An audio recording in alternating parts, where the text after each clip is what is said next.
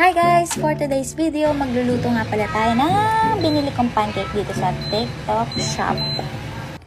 So today, nandito nga pala yung inaano ko and favorite niya tong pancake, hot pancake.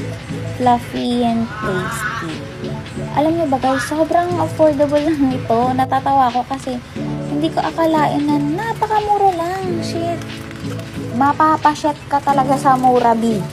So, ayan na. Sabi niya, ninyang pancake. So, ayan. Inopen ko na, B. Ihahalo mo lang siya sa mangkok. Tapos, ayan. I-open mo yan. Ihahalo mo. Lalagyan mo siya ng egg. Kung wala kang gatas, so, lagyan mo lang ng tubig. Onte, be. Onte. Tapos, wala akong ibang oil. So, mantika, be. So, ayan, inopen ko na yung 2 eggs kasi since nakalagay doon 2 eggs. So, ayun, sinunod ko lang.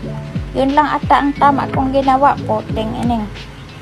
Tapos, minix ko lang ng minix and voila! So, this time, hinihintay na ako niyan. Nakaabang na siya dyan sa gilid. Pero, nagpo-phone ata siya dyan. Kasi nandyan yung mami niya tsaka yung chicha. Yung chicha niya. Which is best friend ko. Pareho. Diba? Poteng eneng. Tapos, ayan, halo-halo. Hinaluan ko lang yun ng onting water.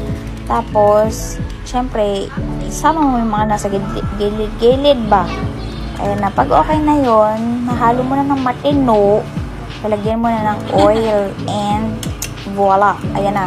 Ilalagay mo na siya sa pan. Syempre, paano mo maluluto kung hindi mo ilalagay? Hintayin mo lang na maluto. Yan, diba? Siyempre, mahinang apoy lang para hindi masunog. Pangit na lasa niyan pag nasunog yan. O, ibaliktad mo na. Ayusin mo. Huwag mo gayahin yung ginawa ko, be. Ganyan lang, huwag mo sunugin. O, ayan na. Pangalawa na yan. Siguro, makailan ka sa isang sachet. Box pala, hindi sachet. O, ayan. Pangalawa na yan, be. Ay, hindi pala yan yung una. Tapos, lagyan ko ng honey. Kaya wala man tayong syrup. Pero honey, masarap din naman. Okay na yun, palag-palag na yan. Ito na yung pangalawa. Babalik na rin ko na pangalawa na yan. Ay, mali pa. Konting hindi maayos. Ulit, take two. Kailangan kasi na mantika. Ano ba? Hindi ko ata nilagyan ng madami mantika. Konti lang. O, ayan na yung una. Ilagyan ko na yun ng honey.